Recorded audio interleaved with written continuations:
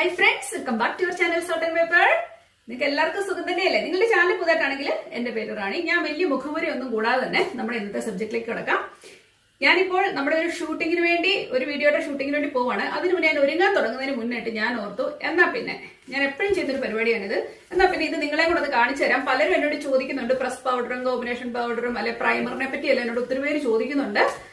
അപ്പൊ ഞാൻ തന്നെ ഈ വീഡിയോ ഏറ്റവും ബെസ്റ്റ് ആയിരിക്കും. കാരണം ഞാൻ എന്നും ചെയ്യുന്ന എല്ലാ വീഡിയോയ്ക്കും മുന്നും ചെയ്യുന്ന ഒരു പരിപാടിയാണിത്. നിങ്ങൾ എന്റെ മുഖം നിങ്ങൾ ശ്രദ്ധിച്ചിട്ടില്ലേ? നല്ല ഭംഗിയായിട്ടല്ലേ ഇരിക്കാറ് സാധാരണ. ഞാനിത് ഉപയോഗിച്ചിട്ട് വരുന്ന എല്ലാ വീഡിയോസിലും തന്നെ നിങ്ങൾക്ക് എന്നെ കണ്ടറിയാം മുഖം നല്ല ഭംഗിയായിട്ടായിരിക്കും ഇരിക്കുന്നത്.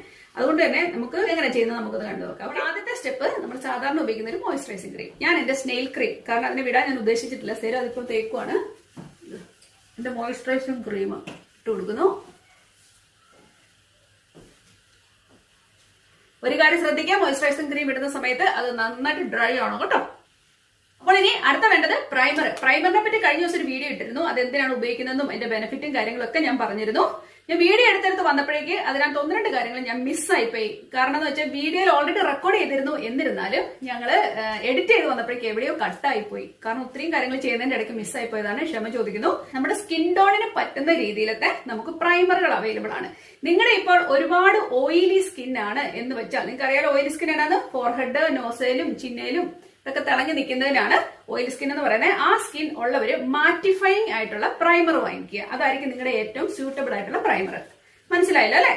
രണ്ടാമത്, ഡ്രൈ സ്കിൻ ആയിട്ടുള്ളവര് ഉപയോഗിക്കേണ്ടത് ഹൈഡ്രേറ്റിംഗ് ആയിട്ട് നമുക്ക് കിട്ടും പ്രൈമർ. ഹൈഡ്രേറ്റിംഗ് പ്രൈമേഴ്സ് കിട്ടും. അതുപോലെ തന്നെ നിങ്ങൾക്ക് ഡൂവി പ്രൈമേഴ്സ് കിട്ടാറുണ്ട്. അത് ഉപയോഗിച്ചാലും നിങ്ങൾക്ക് കുഴപ്പം വരത്തില്ല. ഓക്കെ, അപ്പൊ നോർമൽ സ്കിന്നുകാർക്ക് ഏത് തരത്തിലുള്ള ക്രീം അവർക്ക് ഉപയോഗിക്കാം. കാരണം അവരുടെ സ്കിന്ന് നോർമൽ തന്നെയാണ്. അവർക്ക് ഡ്യൂയി ആയിട്ടുള്ളതോ അല്ലെ ഏത് ക്രീം വേണേലും അവർക്ക് ഉപയോഗിക്കാവുന്നതാണ്. അപ്പോൾ നമ്മുടെ സ്കിൻ ടൈപ്പ് നമ്മൾ അറിഞ്ഞിരിക്കണം നമ്മൾ പ്രൈമർ വാങ്ങാൻ പോകുന്നതിന് മുമ്പായിട്ട്.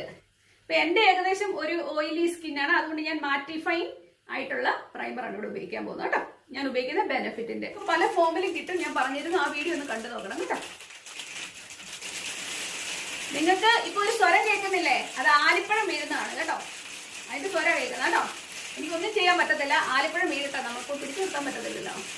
അപ്പൊ നിങ്ങൾ പ്രൈമർ ഇട്ടതിന് ശേഷം നിങ്ങൾ ഒരു 3 to 5 മിനിറ്റ്സിലും വെയിറ്റ് ചെയ്യണം. നന്നായിട്ട് ഡ്രൈ ആയതിനു ശേഷം മാത്രമേ അടുത്ത സെക്ഷനിലേക്ക് നിങ്ങൾ പോകാവുള്ളൂ.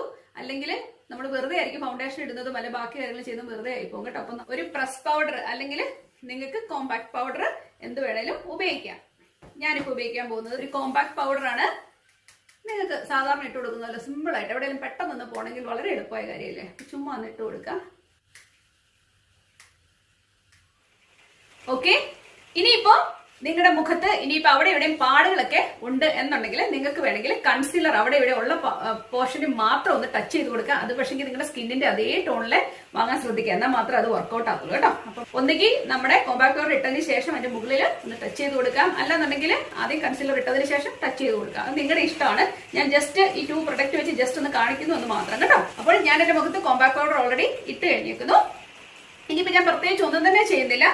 ഞാൻ ഇതിനൊന്ന് സെറ്റ് ചെയ്യാം കേട്ടോ. എപ്പോഴും ഉപയോഗിക്കുന്ന നമ്മുടെ സെറ്റിംഗ് സ്പ്രേ. ഇത് നമുക്ക് ലോങ് ലാസ്റ്റിംഗ് കിട്ടും. എക്സ്ട്രാ എന്തെങ്കിലും മുഖത്തുണ്ടെങ്കിൽ അത് പോവുകയും ചെയ്യണം കേട്ടോ.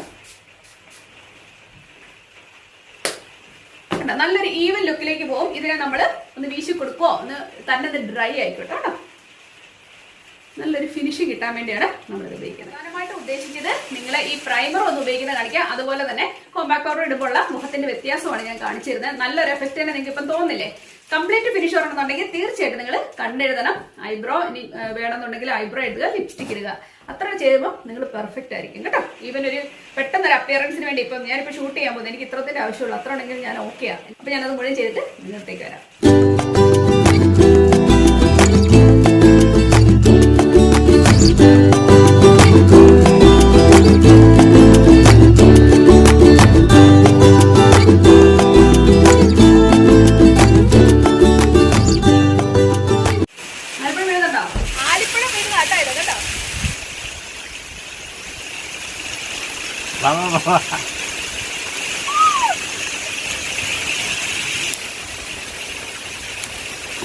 അത്ര നേരത്തേക്ക് അതോ വീണുള്ളൂ. പക്ഷെ എന്റെ തലയിലെല്ലാം വീണിട്ടുണ്ട്. ഇന്ന് കഴുകിക്കളയണം, തൂത്തുകളയണം. അപ്പൊ നിങ്ങളെ കാണിക്കാൻ വേണ്ടി ജസ്റ്റ് ഇച്ചിരി നേരത്തേക്ക് തന്നെ ഒന്ന് ആലിപ്പഴം വീണത് കേട്ടോ. അപ്പൊ ഇനിയും ബാക്കി ഞാൻ മേക്കപ്പ് ചെയ്ത് തീർക്കട്ടെ കേട്ടോ.